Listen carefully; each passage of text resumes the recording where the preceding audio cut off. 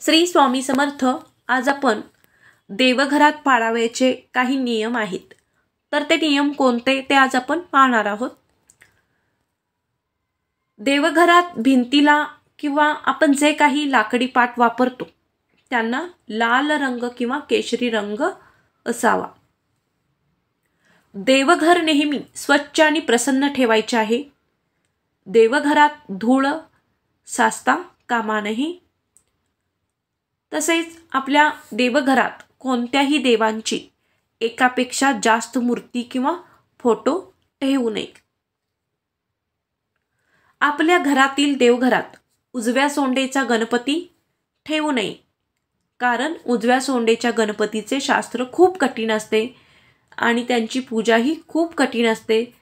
ते जर आपल्याकडून व्यवस्थित पाळले गेले नाही तर आपल्याला दोष लागू शकतो. म्हणून आपल्या देवघरात नेहमी डाव्या सोंडेचा गणपती ठेवावा. देवघरात नंदी नागासहित एकत्र महादेवाची पिंड ठेवू नये, कारण आपण जेव्हा महादेवाच्या पिंडीवर अभिषेक घालतो तेव्हा त्या अभिषेकाचे पाणी नंदीवर पडते व नंदी हा महादेवांचा शिष्य आहे.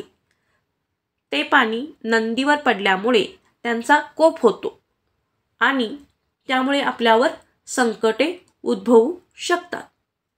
त्यामुळे आपल्या देवघरामध्ये नंदी नागासहित फक्त महादेवाची पिंड असावी.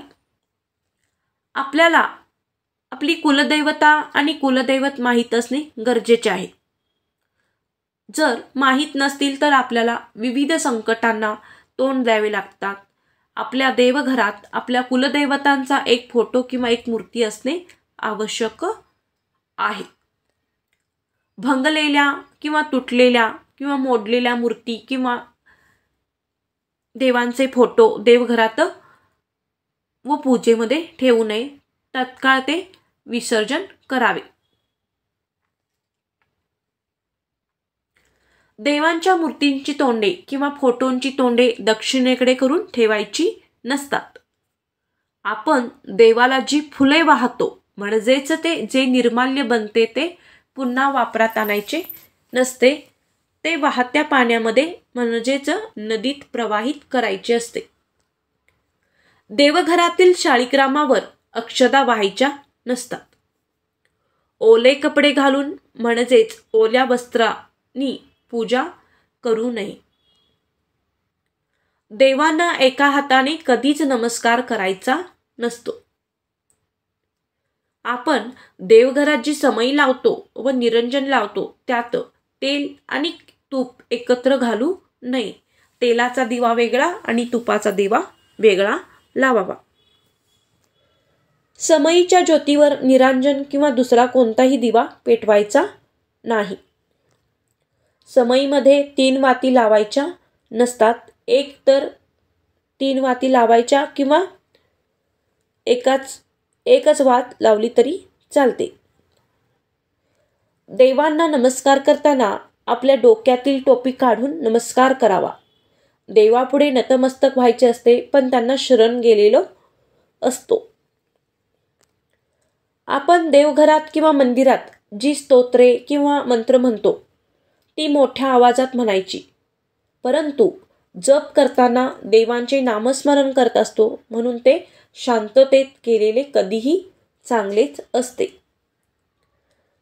देवांना आपण जेव्हा गंध लावतो तो गंध करंगळी शेजारील बोटाने लावायचा आहे आणि आपल्या पितरांना म्हणजेच पूर्वजांना अंगठ्या शेजारील बोटानेच गंध लावावा. स्वतःला मधल्या बोटाने गंध लावावा व इतरांना अंगठ्याने गंध लावावा. नैवेद्याच्या पानात किंवा ताटात मीठ वाढू नये. त्याचप्रमाणे कांदा, लसूण, लिंबू देखील वाढू नये, कारण हे सर्व पदार्थ तामसी आहेत. तामसी पदार्थ देवांना चालत नाहीत. त्याचप्रमाणे मारुती हा ब्रह्मचारी आहे, त्यामुळे त्यांची मूर्ती देवघरात ठेवायची नसते. त्यांची मूर्ती जर देवघरात ठेवली तर घरातील 3ऱ्या पिढींचा वंश खंडित होण्याची शक्यता असते. म्हणून मारुतीची मूर्ती देवघरात ठेवू नये.